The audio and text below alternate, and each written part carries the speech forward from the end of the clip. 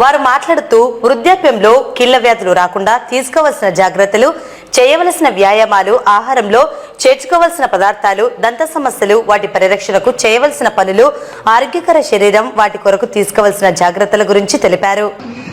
ఈరోజు నేను ఈ ఆరోగ్య భారతి జిల్లా కార్యవర్గము అభ్యాస వర్గ యొక్క ముఖ్య ఉద్దేశం ఏంటంటే ఆరోగ్యమే మహాభాగ్యం అనే ఉద్దేశంతో ప్రజలు, సమాజము, అలాగే దేశము ఆరోగ్యంగా ఉండాలంటే ఆరోగ్యమైన కుటుంబం ఉండాలి. కుటుంబము ఆరోగ్యంగా ఉంటే ఫస్ట్ మనం ఆరోగ్యంగా ఉండాలి, అలాగే మన కుటుంబం ఆరోగ్యంగా ఉండాలి, అలాగే మన ఊరు, మన ప్రాంతం, మన దేశం ఇలాగ ఆరోగ్యంగా ఉంటాయి.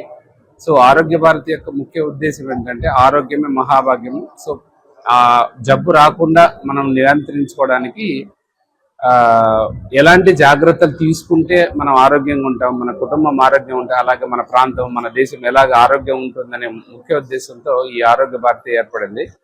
ఇది గత 24 సంవత్సరాలు అవుతుంది ఈ ఆరోగ్య భారతి ఉద్భవించి. మేము గత 5 సంవత్సరాల నుంచి ఆరోగ్య భారతి యొక్క కార్యక్రమంలో మన నంద్యాలలో జరుపుకుంటున్నాము. ఆరోగ్య భారతి చేస్తున్న ముఖ్య కార్యక్రమాలు వచ్చేసి అంతర్జాతీయ యోగా దినోత్సవం ఒకటి, రథసప్తమి ఒకటి, ధన్వంతరి జయంతి. ఈ 3 ముఖ్యమైన కార్యక్రమాలు మనం చేసుకుంటున్నాము. దీనికి సహకరించిన మన ఆరోగ్య కార్యకర్తలు ప్లస్ నంద్యాల యొక్క ప్రజలందరికీ ప్రత్యేక కృతజ్ఞతలు తెలియజేసుకుంటున్నాం. మే 20వ తారీఖున విశ్వ హిందూ పరిషత్ కార్యాలయం భరతమాత గుడి టెక్కేనందు నంద్యాల జిల్లా ఆరోగ్య భారతి తరఫున జిల్లా అభ్యాస వర్గం హెల్త్ ఓరియంటేషన్ ప్రోగ్రామ్ గురించి జరిగింది. ఈ కార్యక్రమంలో దంత సమస్యల గురించి, తర్వాత కీళ్ళ నొప్పులు, వాటిని ఎలా నివారించుకోవాలి దాని గురించి ప్రముఖ కీళ్ళ వైద్య నిపుణులు, అలాగే ఆయుర్వేదంలో ఆరోగ్యం దాని గురించి